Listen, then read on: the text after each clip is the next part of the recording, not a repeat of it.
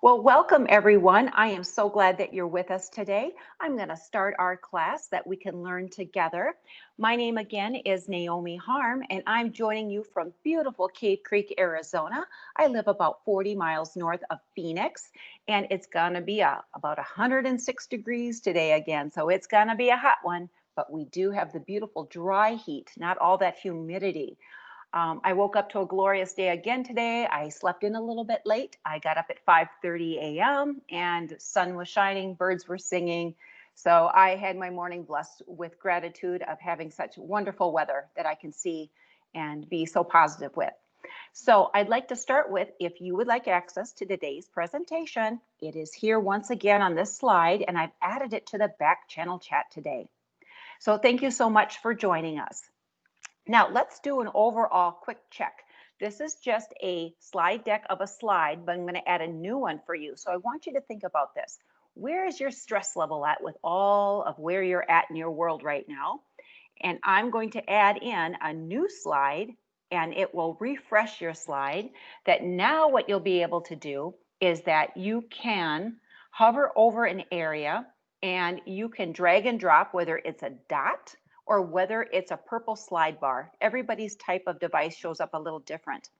But if you could at this time, I have 12 of you on right now and you're responding. Take that slider, whether it's a dot or a bar that you see, and slide it to, at the beginning, it's 0 to 3 is kind of like, it says you're in a good space.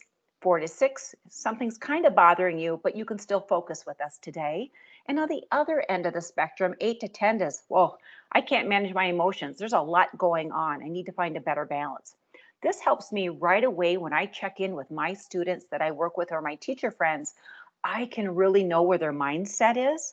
But at the same time, if a child lets me know right away that their emotions are a little out of control and they're having a hard time managing, after my lesson, I will do a personal phone call check with that child because I need to know that they're safe, they're okay, or what are they struggling with today that we can work it out together.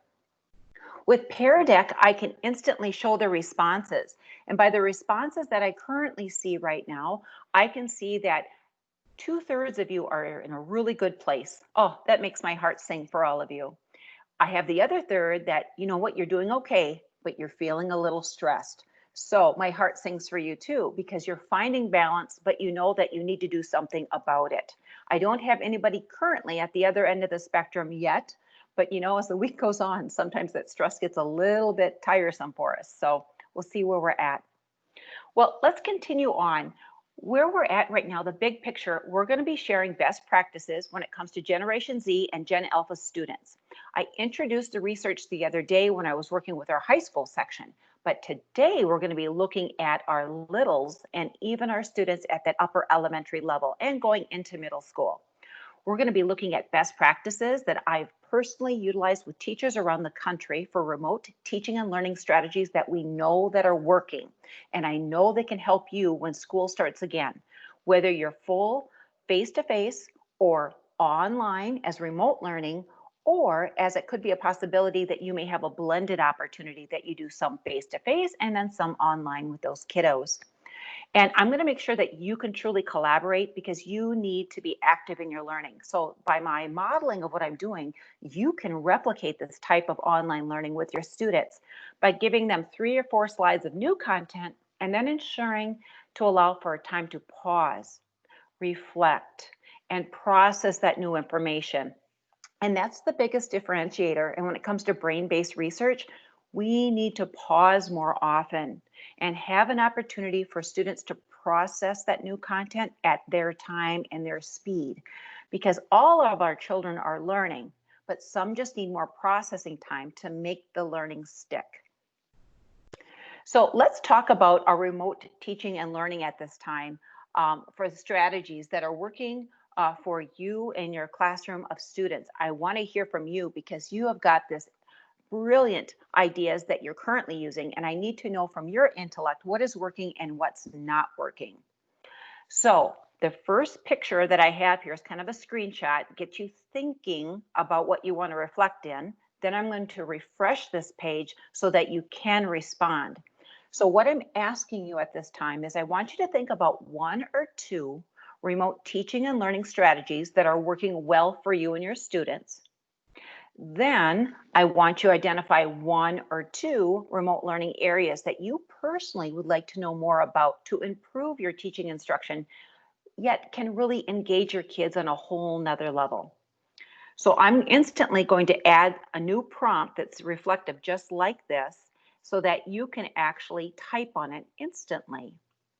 So let me bring this back up. It's going to refresh your page. Now you'll be able to see that it has an area for you to reflect on your learning on the right, and you can respond to question 1 and question 2. You can submit them separately or submit them together. It's your choice. But please share with me. I want to learn from you today. What's working in remote teaching and learning? But then also, what are you really curious about? What's something more that you'd like to learn about? Because then I can personalize this presentation and giving you some more ideas or resources or tools. So I'll pause, I'll be quiet so that you can reflect.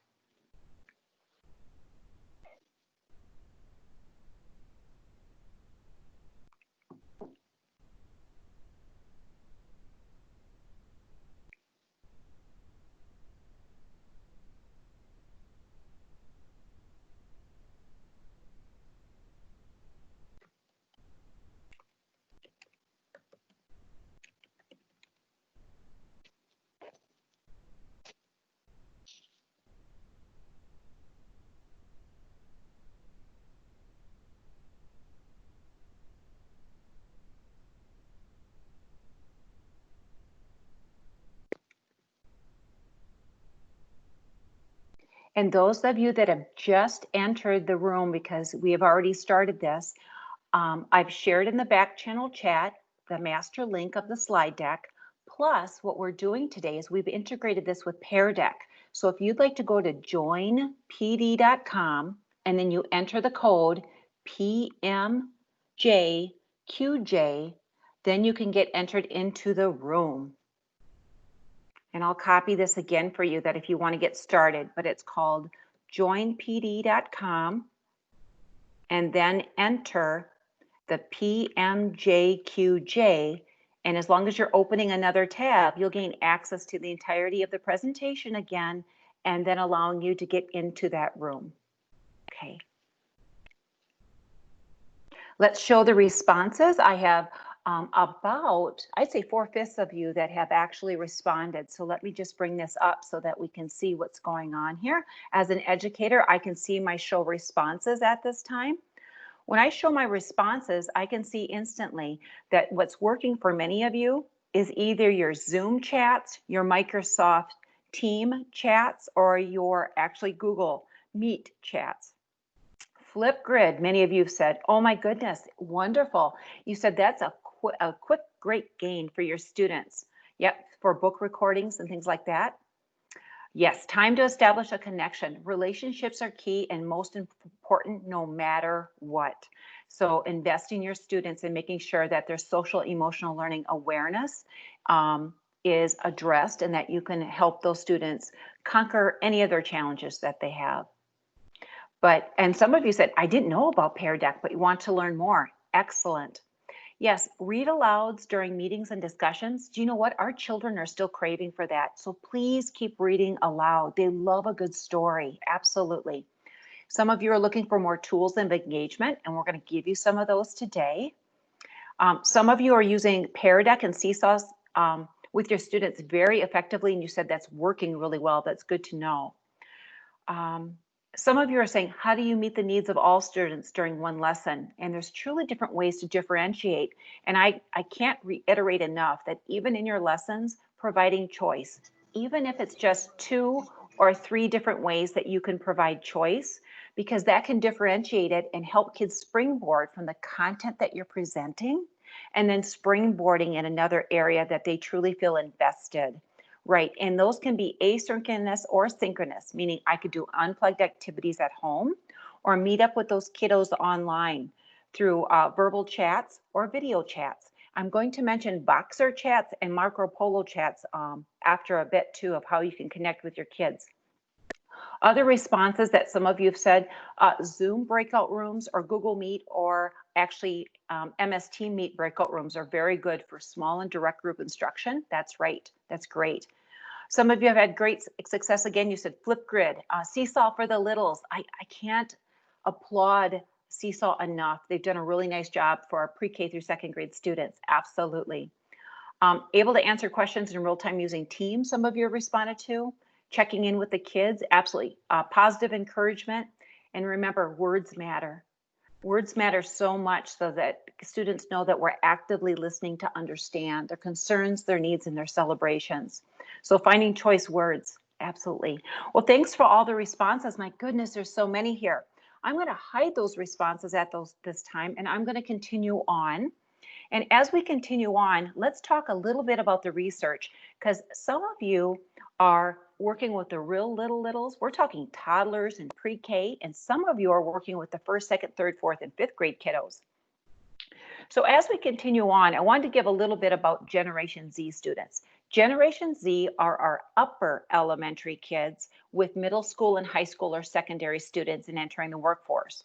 As we know it today, they are our most diverse population of students in our world currently.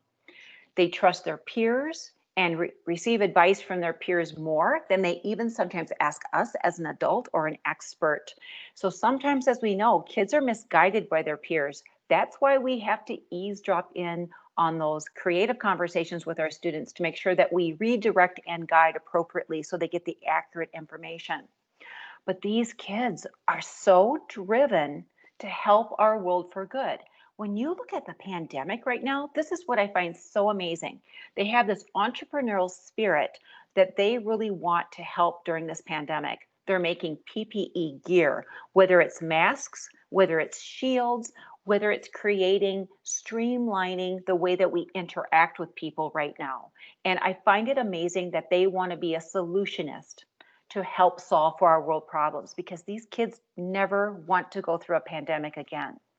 They do demand transparency. They want a seat at the table, and they want to help find these solutions for a better world for their families and for their friends. This research is coming out of the UK from the McCrindle Research Foundation. And I use all research all the time when I create my slide decks, because I believe it's imperative that we have the right information to accurately represent our different generations of students.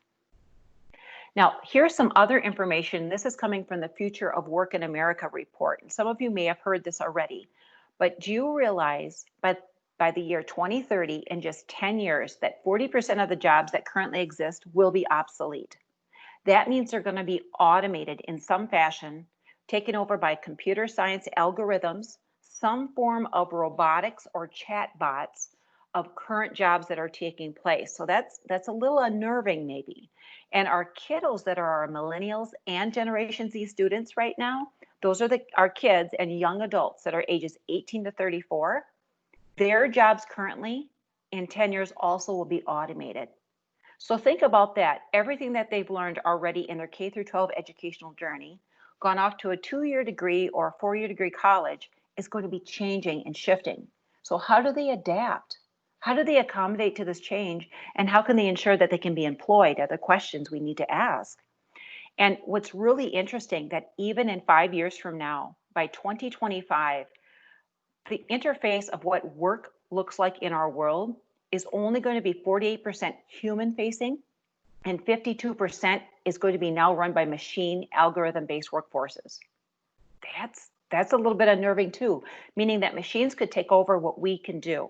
So we have to think differently as teachers of how are we preparing our students for a world that we don't quite know what it's going to look like. How do we teach kids to be more flexible in their thinking, adaptive in how they learn, how to model to be a continuous learner for a lifetime, but also how to adapt quickly when things change. So my question to you right now, and I'm going to refresh this in a minute and give you a slide to actually reflect on, but let's just take a step back. What jobs can you personally relate to that have been automated in the last 5 years that used to be human facing, or I'd interact with a human, and now I'm interacting with a machine or a robot or a touch sensor of some sort. So let me give you a new prompt. And here you go. It's going to refresh the page. And now on the right side, now you can reflect on your learning. So what jobs have really become automated in the last 5 years? And I'll take a pause moment. I'll be quiet so you can reflect.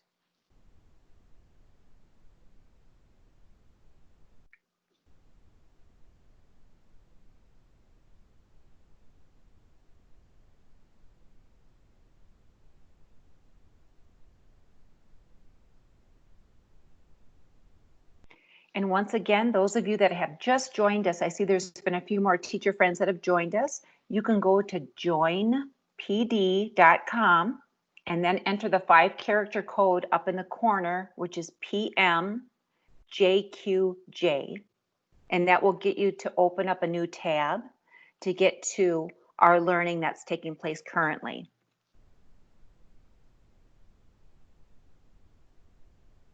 And someone also asked during this time, are Seesaw and Pear Deck free? Well, teacher friends, during the pandemic, they are 100% free at the premium version. Now, you can still join Seesaw and Pear Deck as a free level of learning, yes. But if you want more robust access, there's an educator pricing, and many schools have tapped into that to allow for really incredible learning experiences. I personally, as an educator, will continue to purchase the Pear Deck version that will cost me as a professional teacher with other teachers. I will use that because I will use it every single day. I truly feel that invested in all of this. And again, those of you that have just joined us, I've just shared the slide deck in the back channel chat. And the other area where we're at, if you want to go to joinpd.com and then enter the code of PMJQJ, that will get you in by opening another tab to get you to share our learning where we're at today. I'm going to now look at the responses. I have at this time about, let's see, I have about 15 out of 18 responses right now. Some of you are still responding, so you can still respond. I won't shut it down. But your responses that you have right now, when I show them and what I'm seeing, instantly you've said, yeah, what's changed in the last 5 years to be automated? Cashiers, self-checkouts at Targets and Walmarts, right? Grocery stores, self-driving cars. Absolutely. We have all kinds of autonomous driving cars in our area, actually here in Arizona. And it's interesting that you see alongside the road more towards Phoenix area, and there's car driving and there's nobody in it. Sometimes it's a little unnerving, but at the same time, they're doing all these tests and checks to make them safe for all of us. Just a little bit about that. My youngest son is a wounded warrior from the U.S. Army, and he has a severe traumatic brain injury. So because of his severity and short-term and long-term memory losses, he now functions at about an upper middle school child. So we have some of him back, but not all of them back. But he will never be able to drive again because he lost about 50% of his sight in one of his eyes, and the other one is doing okay. But still, because of that and his traumatic brain injury, he'll never be allowed to drive again. Futuristically, as a parent and as a full-time caregiver, I'm looking forward to this, meaning that there can be a self-driving car that he could actually go out and be accompanied by someone to still get out and live a healthy, normal lifestyle. So futuristically, I think this is going to be so beneficial to him. Yes, shopping online, Amazon, I know, isn't it amazing? And all the retail stores? Yes. Banking, absolutely. Yes, book checkout at libraries, robot deliveries, car vending machines. Do you know what? We have a Carvana here in Phoenix. You can go online, go through and look at your car that you want to buy, whether it's new or used, and you can purchase it and it can be delivered to your home. It's crazy. Yes, medical records, transcriptions, stores, mail sorters, self-checkouts, phone operators. Yeah, think about your school system. If I would call up your local school today, what happens normally is I am put through an automated system and I have to go through 5 prompts before I can even talk to you as a teacher friend or an administrator. So those are relevant things that are currently happening. Absolutely. Thank you for sharing that, teacher friends. I appreciate it. Why we did that activity is because I wanted to tap into your brilliant minds to see where you're at with your thinking of what the exposure has been to all of you. Because if you think things have changed so rapidly with the technology, it's only going to get more quickly. You could say more quickly that it will be changing with the way the technology is changing. And so we have to future proof our children to be to have more positive experiences of how do they plan for their futures. So what this means is that we more than ever as educators have to model the necessary skills to help our students to think differently how to plan for their futures. And that really means that we have to model an adaptive and emotional intelligence mindset. And what that means is that no longer is there only one right answer for anything we do, and we already know that. But in a given situation, we need to offer and afford our children the opportunity of a design thinking process of how they solve problems in your classroom, meaning that they need to work collaboratively with others. They need to brainstorm and ideate many possible solutions. They need to do a trial and an error of building a prototype. And if it fails, it's okay. But what can we do to make it 10 times better to make it work? So that collaborative environment and working critically and very constructively with a teammate is where we need to help our kids emotionally be able to be exposed to these different types of experiences. We also need to demonstrate as educators that we need to actively listen to understand, and we need to model that to students. And that's why we have two ears. We have two ears for a reason, that we should listen twice as much before responding.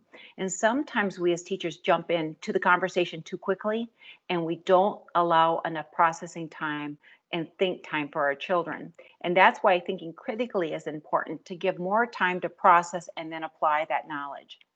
We also need to model more empathy-based communication and collaboration, and celebrate the gift of each unique quality that your children comes to you with their collective intelligence of their background experiences, which also includes their upbringing and their beautification basically of the diversity of their ethnic upbringing and their culture into your classroom.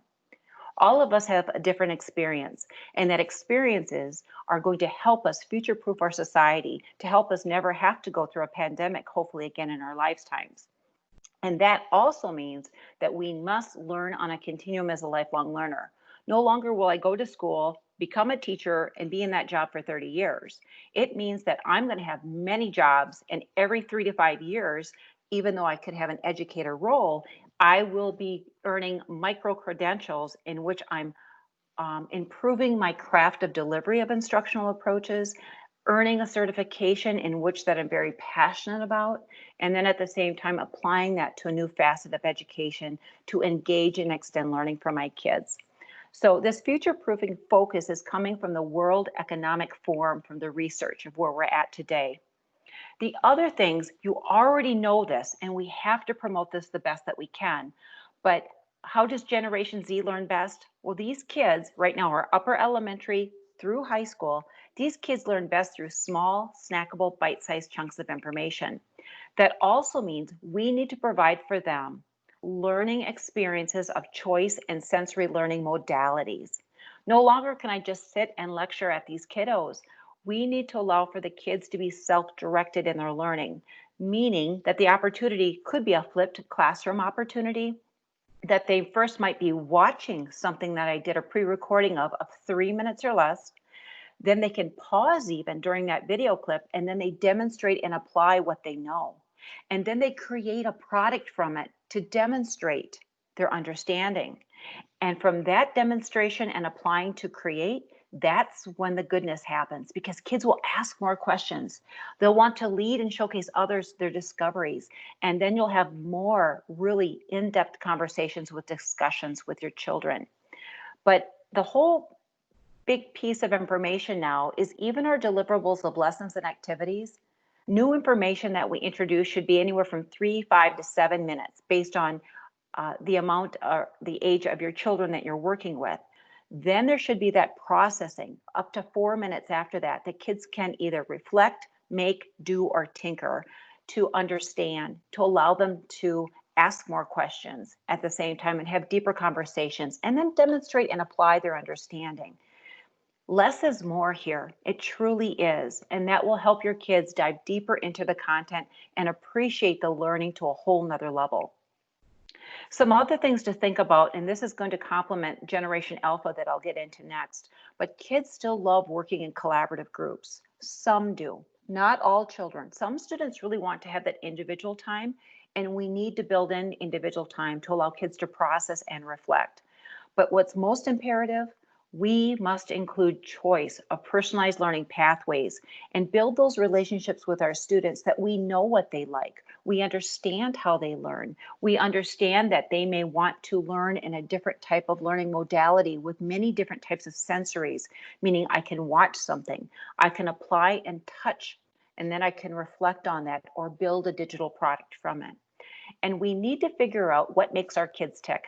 Passion-based interest projects can relate to the game-changing opportunities of our world. It's going to help us with our health pandemic futuristically. It's going to help us to create more autonomous ways of learning that are going to help us with productivity and efficiency and how we streamline future tasks.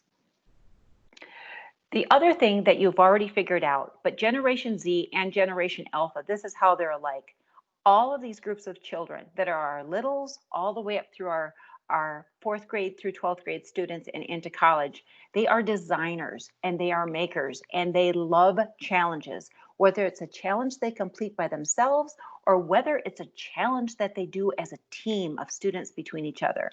So moving forward, my only challenge that I offer you is to take one design element that you can offer the opportunity to allow students to think like an entrepreneur and have them design like an engineer, because kids want to create possibilities of solutions to help prepare their world for a greater good. And they want to make sure that their future is intact, that they're not continuously worrying about another health pandemic. So we need to help add certainty, security, and safety to their lives because of that. These children matter, and the children with all of these amazing ideas are going to solve for our future global challenges, and we need to allow them to lead. They want to help the social and world causes, but they truly do want to be active participants and leaders in these global solutions, and we need to invite them to the table. We need to listen to understand where their perspectives are coming from, and we need to challenge them to be the creators of that next global solution to help us with all of those world outcomes. Now, I want some learning feedback from you. I did a lot of talking. That's a lot of more talking that I wanted to do. And so I need to pause so you can process that information. So my question to you at this time is if you could summarize one or two interesting points of what you just found most interesting about Generation Z, and then I'm going to get into Generation Alpha. So I'm going to refresh your screens. And so right now you'll be able to see a text field to the right that you can summarize one or two interesting points that you could share with me about what you just learned, about your greatest learning takeaways. So again, if you have just joined us, you can go to joinpd.com and enter the code PMJQJ to get full access to the presentation and all of this interaction that we're doing today, teacher friends. But would love to learn with you. And if you could summarize even one or two interesting points of what you've just found most interesting about your current children you're working with that are around fourth grade all the way up through your 12th grade years and entering college.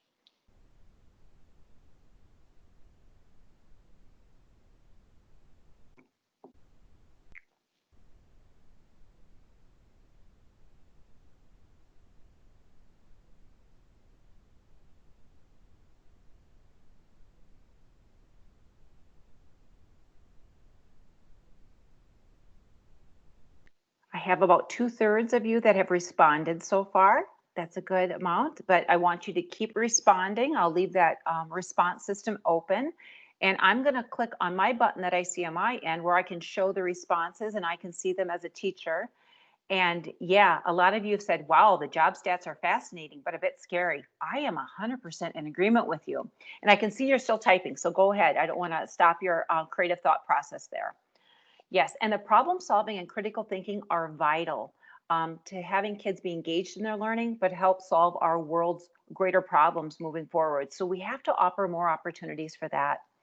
Yes, we have to tap into students' passions. So a teacher friend says we have to have more opportunities for passion-driven learning for our kids. Absolutely. Yep, and we have to be more aware too. Some kids work really great in collaborative groups, but some do not. And anytime that you're offering collaborative group work, I cannot tell you enough that you do need to assign student job tasks. Everybody needs to contribute to the group project and everybody has to be accountable. No longer will one student take over the job or other students sit back. So when you design a group project, making sure that everybody has a relevant job task, that it's portioned up appropriately and everybody contributes to the greater good of the project. That's important, right? And that's true. Not all kids enjoy working collaboratively, but we still have to model that, because when I talk with business leaders around the world, they are really looking for people of students that will be graduating that can collaborate, that can have constructive debates without getting angry and upset and mad, but can still have a great debate to solve a greater problem.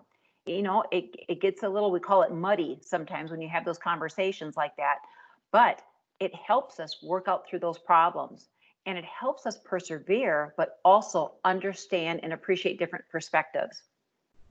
Right, exactly. Yeah, bite size and smaller chunks. Less is better right now, and especially when it comes to remote learning.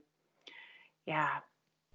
Yes, the flipped classroom video, they even say right now, 3 to 5 minutes. Up to 2 years ago, it used to be 7 minutes. The attention spans of our children have just really shortened.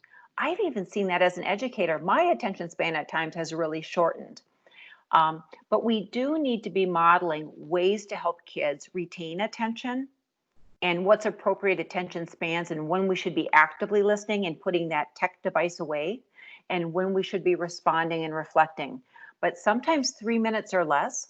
I have some teachers right now that do flipped lessons. So when they usually would record 15 full minutes, what they're doing right now is they create 5 separate video clips. They create them 3 minutes in length. And they say actually that helps their students pick and choose what they need to get through, and it even helps the teacher focus on a specific learning topic more in depth. So I thought that was a great strategy. Yeah, 40% of jobs are going to be automated, right? And also obsolete. And that's kind of scary. Yes, please use the UN Global Goals to encourage students to make a difference. That is a great tool to help us think futuristically about our globe. Yeah, exactly. Oh my gosh, your reflections are incredible, teacher friends. Yep.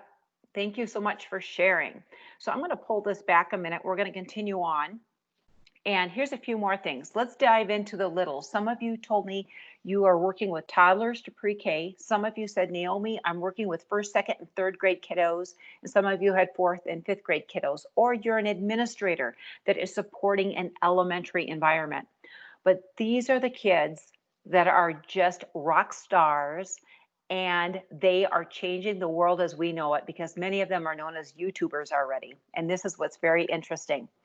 So these are the kids right now born starting around 2011, 2012, and they're going to be continue to be born up to 2025 and a little bit beyond that. They're still trying to set that age dynamic right now, or that year time frame. This again is coming from McKindle research coming out of the UK. So these are our kids that are our littles that are basically age 8 and still are being born. These kids have been entirely born in the 21st century, and they are the children of the millennials. They are the most technology literate and infused demographic made up to date. They're not afraid of any technology. And even if children have not had exposure to technology, if you put some type of tablet or handheld device, they are so curious that they're going to touch, tap, and interact with it as much as they can. Many of them, but not all of them, have grown up with some sort of smartphone, a tablet, and it's to them, it's just like they were born with it in the womb almost, you could say. They grew up alongside the iPad generation and all the apps or a device that they have. And what's interesting about this, they're not afraid to use the technology, and many of them are already using artificial intelligence, known as AI, to solve their world's biggest problems in a kindergarten's world, when you think about that. So these alphas, and they will use the voice technology to help them find an answer out. So instead of typing to find it out, they're going to use their voice to figure it out. The little girl in the very end that has built that little Lego camper, that is my 6-year-old little granddaughter, Maddie Ann, and she will be 7 years old in September. And I tell you, she is infatuated with Legos. She is an outdoor enthusiast. She loves everything about nature, but she loves to build. And she's going to be some sort of builder someday. And I just helped her set up in the last couple months her own YouTube channel because she says, Nana, Naomi, I want to be a YouTube star. And I want to teach kids all about the dynamics of creating slime. So she's all about slime and glow in the dark slime. So I'll be sharing futuristically all of her YouTube channels, which is called Madeline Ann's Makerspace. Okay, let's continue on. I have a short video clip here. Now, in our environment today, it's not quite playing back in Pear Deck in our Microsoft Teams setting right here. But I do have the link that you can watch it futuristically. And this is coming from the UK. And this title is called What Gen Alpha Has to Say About Technology. And these little kids are absolutely adorable. So hopefully you can come back to this presentation and watch the full video clip. But due to our time-saving sake, I have to move over today with it. But this is how Generation Alpha learns best. And then we're going to be getting into some of those tools because some of you said, Naomi, I need some tools to add to my digital toolbox to engage those kiddos. These kids love DIY, do it yourself, and STEM science experiments. So anything for science, technology, engineering, even the arts, and AI is artificial intelligence and mathematic experiments. They absolutely love it. They think like a social entrepreneur and they produce children's YouTube channels like it's no tomorrow. I'm not kidding. When I set that YouTube channel up right alongside Madeline Ann, and we did this when she's at the beginning of when she was 6 years old, her millennial parents said, I use YouTube all the time. I watch it and I learn all kinds of things from it, but I don't know how to set it up. So I worked alongside my son and my beautiful daughter-in-law and showed them what they need to do, but they still need help with coaching. It's kind of fun how I can, being 52 years old, to help my 30-year-old son and daughter-in-law set up this YouTube channel for our little 6-year-old granddaughter. So I felt I added goodness from a grandparent's point of view. But these kids, you know what? They're using Alexa, Google Home, or other AI technologies, and that's their go-to for their questions, their music, and activities. So an example about that, our little 6-year-old granddaughter, she had problems getting up during the morning. She wanted to sleep in all the time because she likes to kind of stay up late, right? But she needs to be responsible because before the pandemic, she's in kindergarten. So they want her to be responsible. So they worked with her with one of her AI technologies that they set a personalized music tone that got her up by that 6 a.m. time in the morning. And as soon as she heard that, she had to get up. She had to get up right away. And her ritual was, because it also reminded her to have a healthy breakfast, to go brush her teeth, to comb her hair, and then to find her backpack to get ready to go, off to get to school where they needed to go. This has really helped her parents because otherwise she was a little bit grouchy and crabby in the morning. But having this type of technology set up, it's at her pace, her design, her musical tone, and then she set kind of her to-do list of, that algorithm thinking, so it's very sequential, and that AI played back to help her to stay focused in the morning. It also helps her when she's done at the end of her school day, and if she has some things that she works on, she ensures before she goes to bed at night, it reiterates to her to pack her backpack so it's ready in the morning. And then she does a bedtime story, and we usually connect and I read to her online. And then from there, she brushes her teeth, she combs her hair again, and then she gets ready for bed or takes her bath or shower. So now these kids too, very similar like Generation Z. They love to work in small collaborative groups. And these kids more so than ever want to work in groups. I'm not seeing currently that there's kids that want to work alone so much. For some reason, they just want to come together with the kids and be very close with them. But they still need individual time to process and reflect because sometimes they want to do things by themselves. And sometimes parents rush them. I've seen it with my own son and daughter-in-law. They say, well, we can get this done faster if they just let me do it. But I tell my son and daughter-in-law, remember, give them time. If she says she wants to do it, give her that extra 5 minutes so that she can feel successful to complete that task. They too love the personalized learning pathways and they love the passion-based interest projects. So we really need to keep this up. So what we know from Gen Z is going to carry over into Generation Alpha. Now, our next group of students after Alpha is called Generation Beta. These are the kids that are going to be born from 2026 to 2040. So if you already think that Generation Alpha is very driven, almost like you could say like a dog pack, they are really going to be our leaders to change our world, you just wait what's going to happen to Generation Beta. They're going to be our children of our current Generation Z students, and they are going to change our world for good as well. Okay, now I gave you a lot of information, right? A lot of information, little time. I'd like you to reflect before I get into some great tools for you. But now this type of reflection says, I'd like you to draw anywhere on the slide to reflect your thinking on your new learning connection about Generation Alpha and how well prepared you are as an educator. So I'm going to add another slide in here. So I want you to think about that. And now I'm going to have you draw. So if your device lets you draw, you will now see that page refreshed. You should see at the very bottom, it might be cutting it out just a little bit, but there should be some little pop-ups of colors at the bottom. Let me see if I can make this larger for you, if you can see it. Okay, but you should be able to draw anywhere on that particular page. See if you can do that, or you can still probably add text at the same time.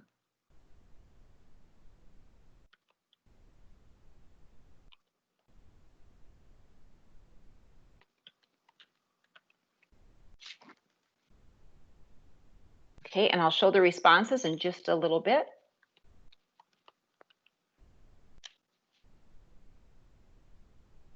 Yeah, for my other computer that I'm logged into, you can see it now. So you have, oh my gosh, the colors are unreal. So you should still be able to add text. You can add lines. You can add a drawing pen. You can even have an eraser, and you can undo it as well. Okay. What I like about I should say, besides Nearpod's another tool very similar to Pear Deck will allow you to do this as well. Plus 360 integration of virtual field trips, which Nearpod will do. Pear Deck doesn't do that currently yet.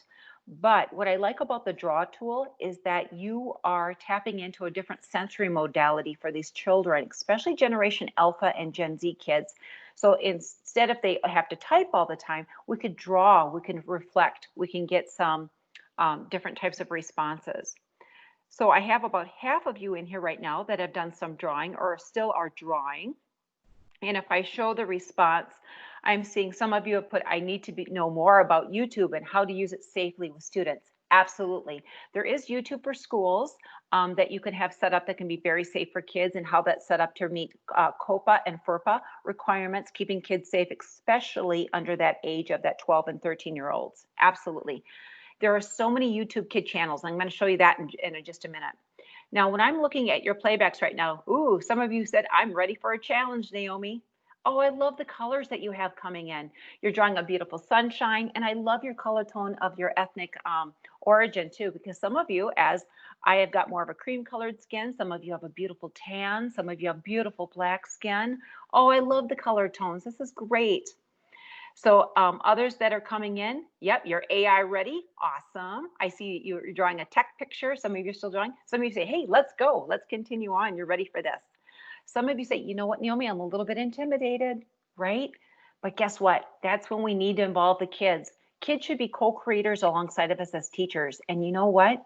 We need to allow and empower kids more to help be leaders in our classroom. It's not that we know everything. There's no way we're going to know everything about the technology. But if we can empower kids to show what they know and to lead and co-lead with us as being a teacher, this is what it's about. I even challenge you teachers right now that when you do your remote learning with your live webinars, invite 1 or 2 or 3 children and invite each group a different week come in and have them co-lead with you. Have them co-teach your students.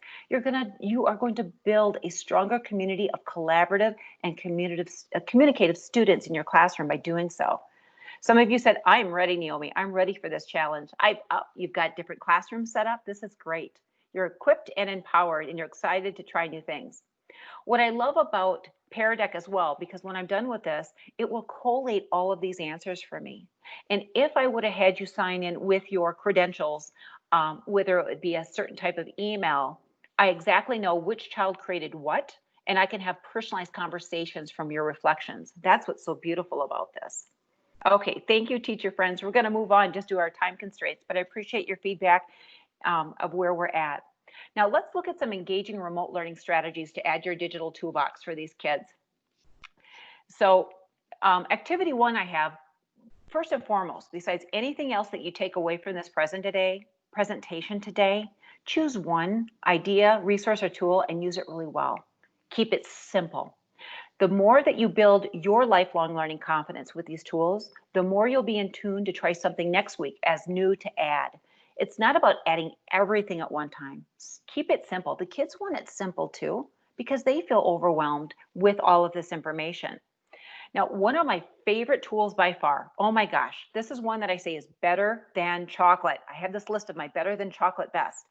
This is by Kid Lit TV.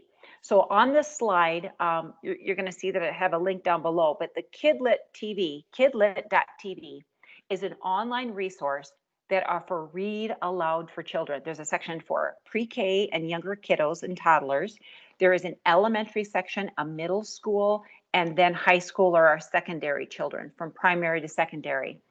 These are beautiful stories read back by the authors and illustrators of these books.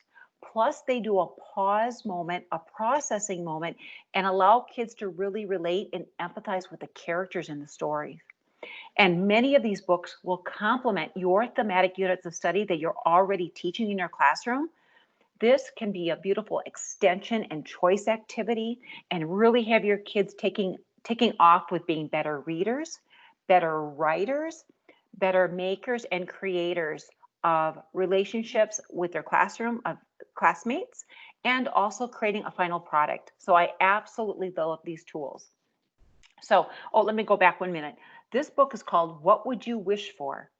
And it really talks about our world right now and how will children wish for something to contribute to a greater world of good. And that's why I love this, because these books are really built on empathy and helping kids relate and make that connection with the authors. Normally, if we would have had more time, I would show that clip. That clip is 5 minutes in length. So it's really short and simple. The kids love it. Then I would have them respond to a prompt like this. So here's another prompt from Pear Deck.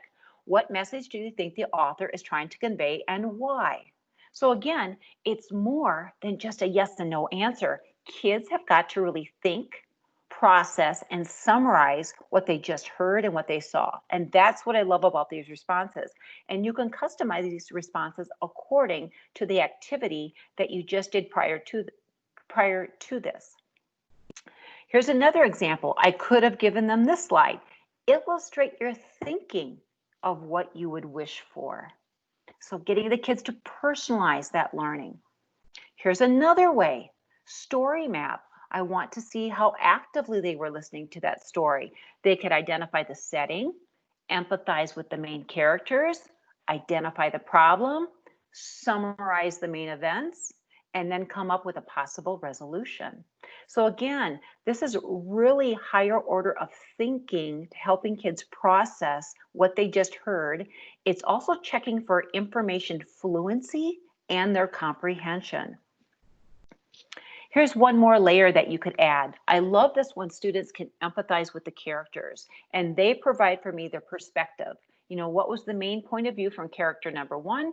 What was the main point of view from character number 2? And then from there, having kids come up with a new resolution that could have came from that story that was presented. So the other thing I want to share, anytime that you can include those rich read alouds, that's important, whether you're reading or whether you tap into Kidlit TV.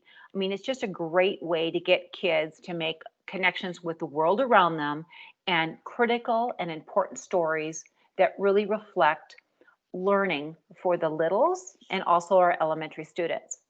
But please, if anything also, please make any activity extraordinary out of your everyday ordinary.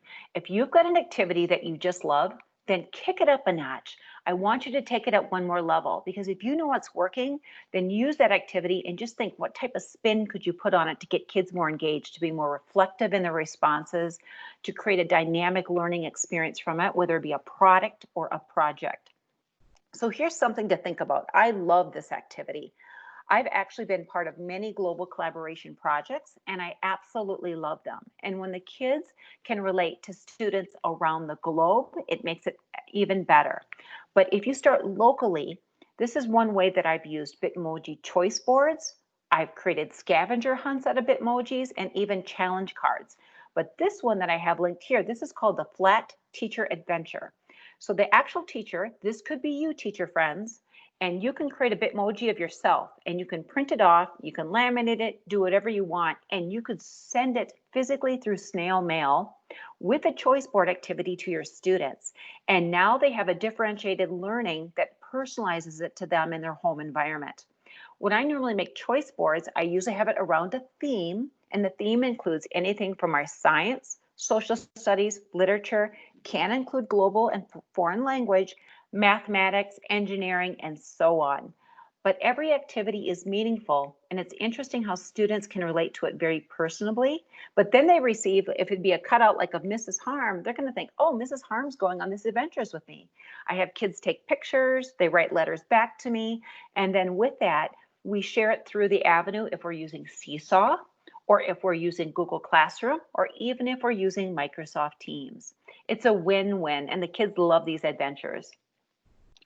Other activities that I've done that connect back to the book that I mentioned from Kidlit TV, these are wishful thinking activities. And when I make choice board activities, I make sure that they're not overwhelmed. So instead of having 9 activities, I may first start with just 3 activities, and that's our focus for the week. Kids could write a new ending to the story. They could also do a sketch and tell. They could sketch a model of what their new wish looks like, and they explain why it works to improve it in their life and possibly their family's life too. So anytime that you put that personalization spin on it, the kids feel value added and they have something immediately that they can write about and be more successful in their writing. The other thing is design and build a prototype. Kids love to build. Why not at home use recycled materials? They don't even have to go out and buy anything new. Find what they have in their home or outdoor in the nature setting. Have them build and reflect according to their wish. And then they explain or write or verbalize why their wish is important to them. So 3 is less than 9, but 3 choices here, one of them would connect with your students through a choice board activity. Now, other ways, some of you mentioned you've been using Flipgrid. I absolutely love Flipgrid, or I can pose a question or a pondering question around a story that we read, and the students love to respond, and that's that personalized reflection. This activity board is from the Global Read Aloud Storybook Collection. And what I like about this choice is that kids can click on one of the books. So I've got Brown Bear by Eric Carle. The kids can click on it and it can open up in the story to be read back to them. And then in Flipgrid, they can respond to that of how it relates to them or the question that I posed. So this gives a lot of different types of stories about STEM in general. So you'll see lots that have a lot to do with computer science and engineering. The dot book, you know that how it makes us also individualized, but it's personalized at the same time too of how special that we are. But creating a book collection makes it really interesting that I can say, okay, this week we've got lots of books. Choose 2 that you'd like to listen to, and then you're going to be able to create a project around, and I can give them a choice like A, B, or C. So this is another way to have really rich literature excite them. Some other things that if you're looking at, I want to give a huge shout out to Christine Pinto from the Palmdale, California School District. I absolutely adore this teacher. She does such a nice job with playing with words, is what it's called, and helping reiterate the basic foundation of literacy skills. And I like this because she does a lot with interactive tool sets. So she'll give a choice here. It says pick 1 each day. The goals are I can read and write sight words, I can hear sounds and words, and I can build CVC words, and I can put words in order. So each day for our youngest children, this is for pre-K and kindergarten, that they work alongside their parent or guardian, they choose one activity which builds their vocabulary and literacy skills. She's done a really nice job because it's not so overwhelming for parents either, but it gives choice and then it allows students to show what they know. I also have included in here, teacher friend, this is called the Innovative Blended Learning Ideas ebook. I personally have wrote this since the beginning of the pandemic that I started in March. I had lots of parents reach out to me, lots of teachers, and said, Naomi, I need help with just-in-time learning moments to help my students connect and feel safe during this pandemic, but making meaningful moments that my children will still read, they'll still write, and they can create. So I put a collection together of what I personally designed and then also ideas that I curated from teachers. And I made sure I always gave credit where credit was due. Some of my best learning takeaways, teacher friends, to personalize it to connect with the kids, is that you will see that we created a postcard that I embedded a QR code. I wrote an individual letter or a note card to students, and then I put a QR code, and you can embed a QR code based on a personal interest from your students that they're interested in or the activity of the week. Kids love to receive mail. They love it.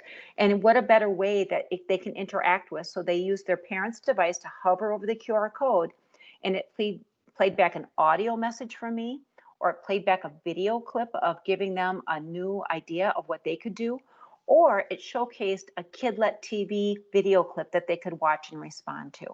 This book is filled with 28 different pages of just-in-time ideas for kids in pre-K through 12th grade. Now, I know our time is almost up, but I have some more goodies for you. So if you can hang on a little bit more.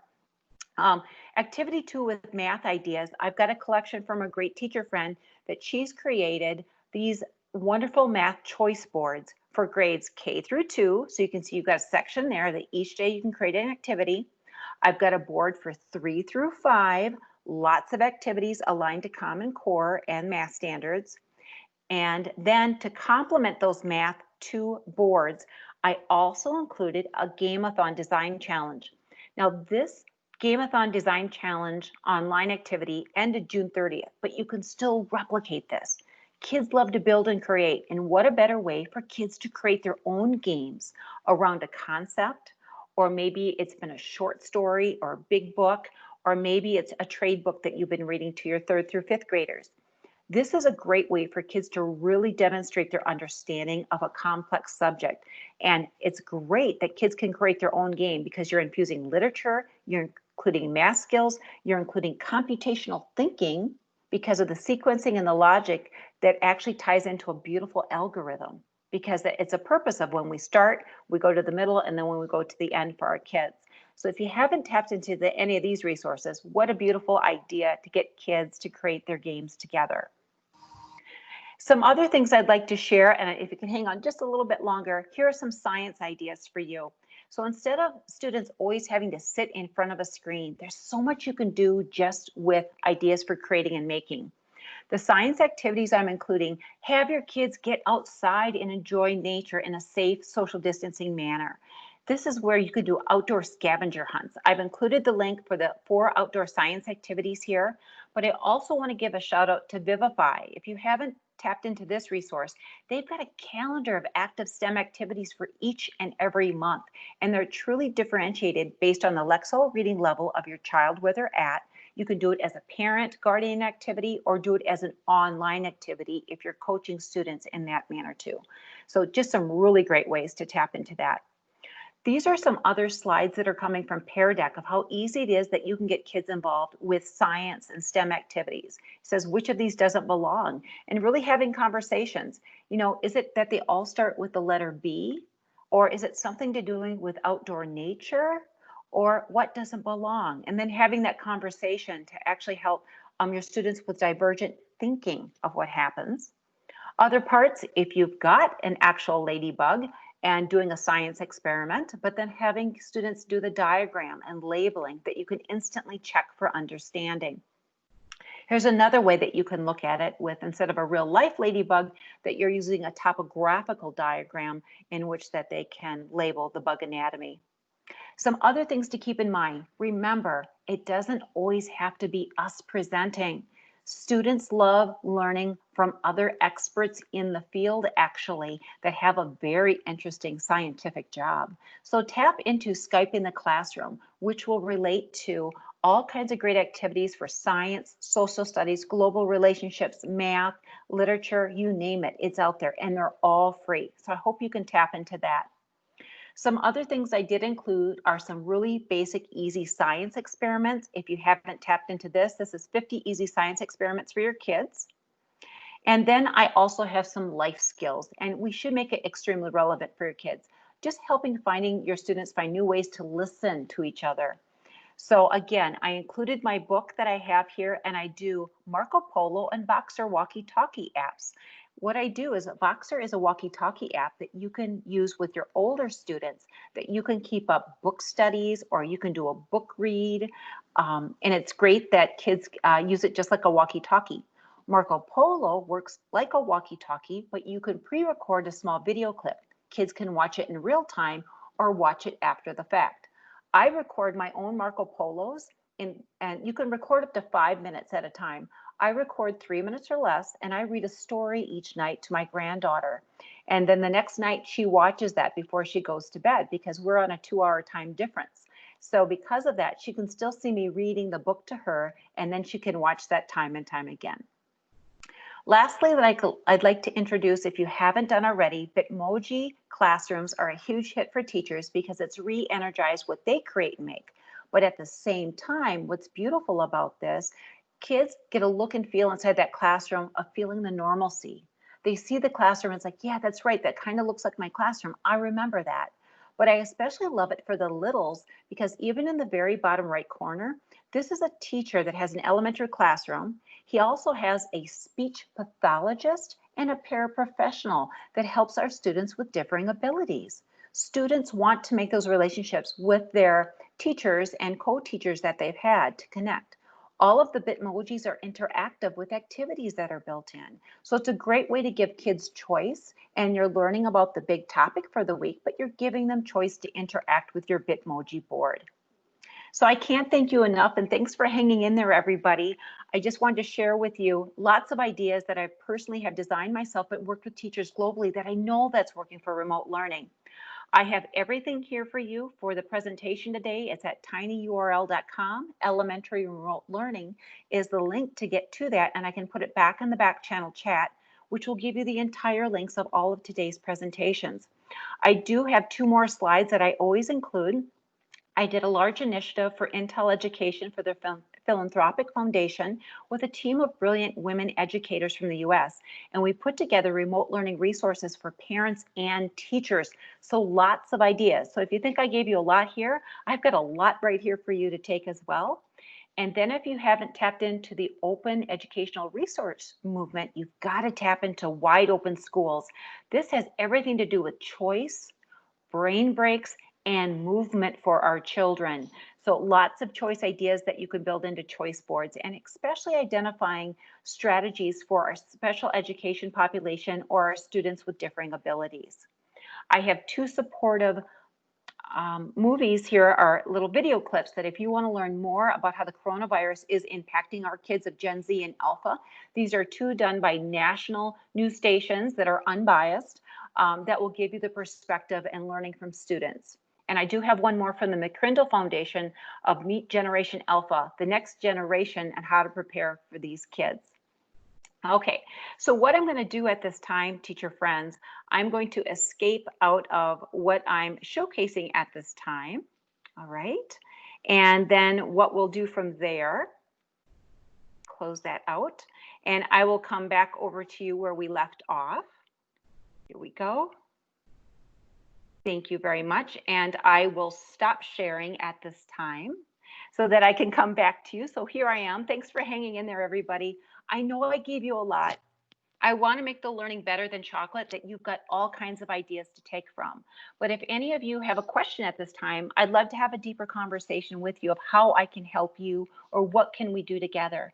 I also see that many of you have shared, wow, so many great ideas of what you're doing in maker spaces and things that you have.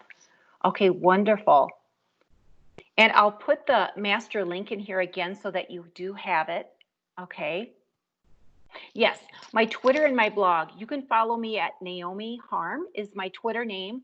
My blog is on my website. So my blog is there. It's just naomiharm.org.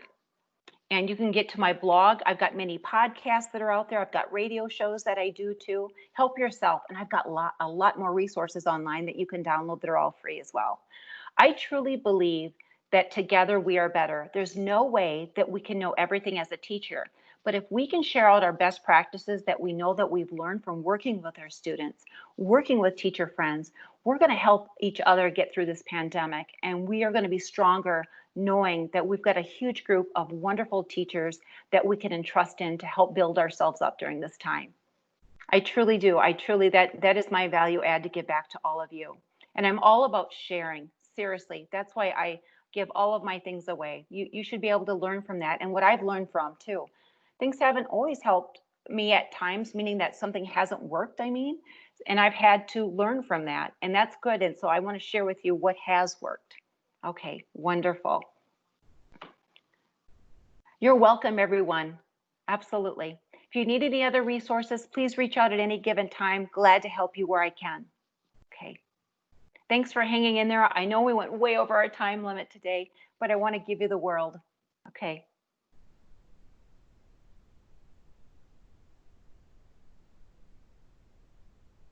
Okay, enjoy the rest of your day, everyone.